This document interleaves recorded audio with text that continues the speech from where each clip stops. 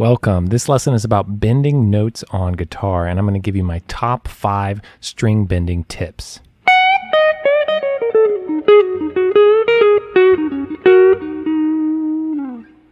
Taking these 5 things into account is what makes someone's playing sound professional and confident when bending notes on guitar. If you work on even one of these 5 string bending tips, if it's something you haven't been doing already, I think you'll hear a big difference. So let's go through them. All right, tip number 1, support your bend. So you want to support your bend with any number of fingers if you can. And you can bend with just one finger, but wherever possible, I want you to support your bend with as many fingers fit in that position. So if I'm playing in this very typical pentatonic shape or whatever scale position you're in, if I'm going to bend with my pinky, I'm going to support with all the other fingers, so 4 fingers. If I'm going to bend with my 3rd finger, then I'm going to support with my other 2 fingers, fingers 1 and 2. If I'm going to bend with my 2nd finger, then I'm going to support with my 1st finger. And then, yes, I can bend, sometimes can bend up a whole step, but with 1 finger, up a half step. So you got... Tip number 2, have a starting pitch. So you want to let your initial pitch sound before starting to bend. So the mistake that often happens here is that someone will start bending as they pluck the string or slightly before even they pluck the string. And the result is that that makes it sound like a bend is coming from an out of tune note. So you want to bend from an initial pitch that is in tune. And a great way to practice this that sounds great is by initiating your bend very slowly. So you'll get a really original note here and then bending. And then even faster bends.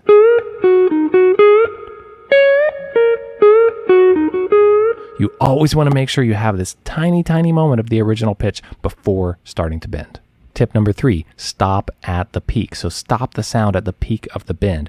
As a default rule, you don't want to hear the pitch slipping back down. It doesn't sound tight, it doesn't sound strong, it doesn't sound intentional. You want the pitch to be stopped by muting it with your right hand at the peak pitch of the bend.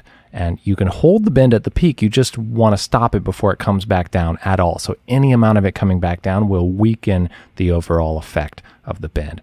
Check out how all these bends, none of them are coming down. Even with 2 notes at a time. Even tiny bends.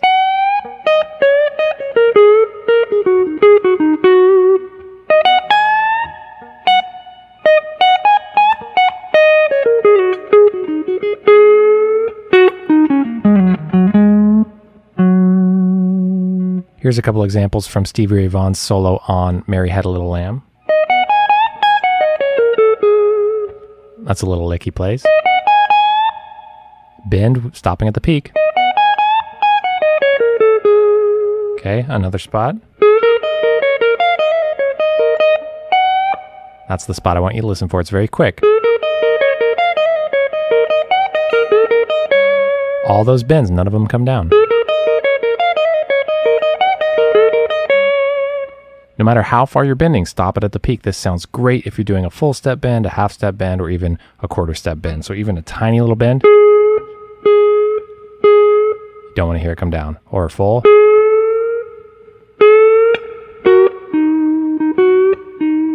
This is one of the secrets to bending, really getting that going. So there are techniques where you can intentionally bring a bend down. Of course, it happens all the time. When it's controlled and when it's on purpose, that's fine. But other than that, by default, have your bends always stop at the peak, and this is what makes it sound clean and tight and gives it attitude. So an example of a bend coming down on the guitar solo for Let It Be by the Beatles.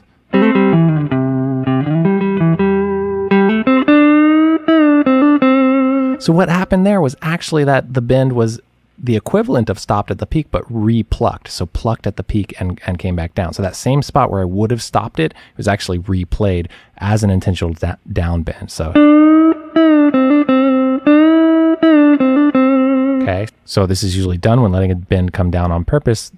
They'll start with the bend up and pluck it at the peak and bend down. So sometimes that's connecting from an up bend, but sometimes just totally on its own. Okay, tip number 4, intonate the bend. So especially for whole step bends or any bend where you are sustaining a pitch for any amount of time, you want a bend that is intonated. You want to keep intonation in mind. So getting an intentional pitch that you're arriving at. This is very hard on the guitar because it's one of the few times that we have to listen for intonation, since we usually don't have to because of our frets. So this is also why it's so good to practice, because it's also great for our ears. So to work on this, a great exercise is to slide up to the note you want to bend and then bend up to it and alternate back and forth until you feel like you're in control of hitting that exact pitch with your bend.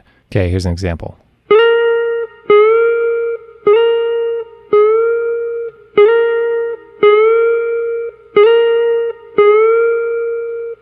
All right, and tip number 5, you want to hook the next string that's next to your bend. You want to hook that under your fingertips. So you hook the adjacent string to your fingertip.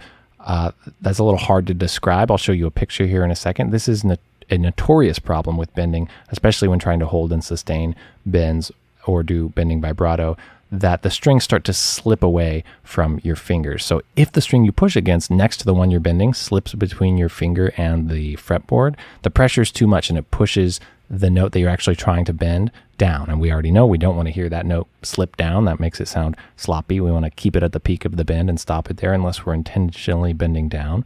The solution is that the neighboring string should catch onto your fingertip and pull the string away from the fretboard as you bend. So check out this photo here. I just took a close-up of it. So you see how the strings are hooked onto the actual fingertip and pulling away from the fretboard, keeping it from slipping between the finger and the fretboard. So that's what allows us to keep that grip on it and have it not slip away. It also allows us to do a little bit of bending vibrato by pushing up against that string. We're almost like holding the weight of the guitar on that string and kind of pushing against it.